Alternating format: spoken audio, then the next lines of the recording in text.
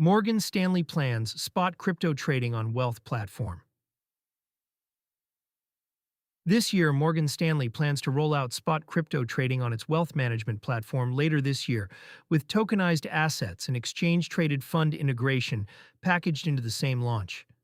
Cointelegraph reported the move on May 5th, citing internal plans for the wirehouse's e-trade and full-service advisor channels.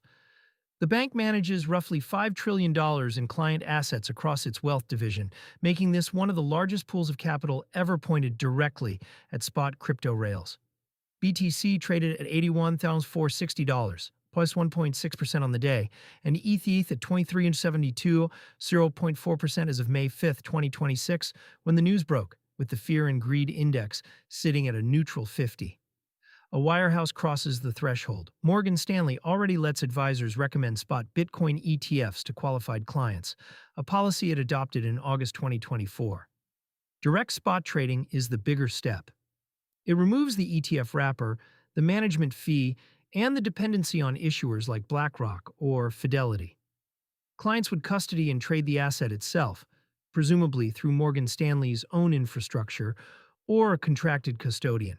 That distinction matters because spot trading is what most rival wirehouses, Merrill Lynch, UBS, and Wells Fargo, have so far refused to offer. Internal compliance teams at those firms have flagged custody, AML, and tax reporting complexity as the main blockers. If Morgan Stanley ships first, the competitive pressure on the rest of the wirehouse tier becomes hard to ignore. Tokenized assets and ETFs in the same bundle. The reported rollout is not a single product but a stack. Spot crypto sits alongside tokenized real-world assets, which Morgan Stanley has been studying since at least 2024 through pilot work with the DTCC and large asset managers. ETF integration appears to mean unified positions across crypto ETFs, spot holdings, and tokenized funds inside a single advisor view. That kind of consolidation is what wealth advisors have been waiting for. Most still juggle separate dashboards for crypto and traditional positions. The bundle approach also hedges Morgan Stanley's regulatory exposure. Spot trading is the most contested piece. ETFs and tokenized treasuries are already approved categories. Launching all three together makes the spot piece harder to single out for restrictive guidance. FINRA probe lurks in the background. The Wall Street Journal reported earlier on May 5th that the Financial Industry Regulatory Authority is probing Morgan Stanley's wealth unit on a separate matter. Details are limited, but the timing creates a contrast. The bank is expanding its product surface into a heavily regulated asset class, while a regulator examines an unrelated piece of its existing operations. Investors will want to see how the spot crypto build interacts with whatever FINRA finds.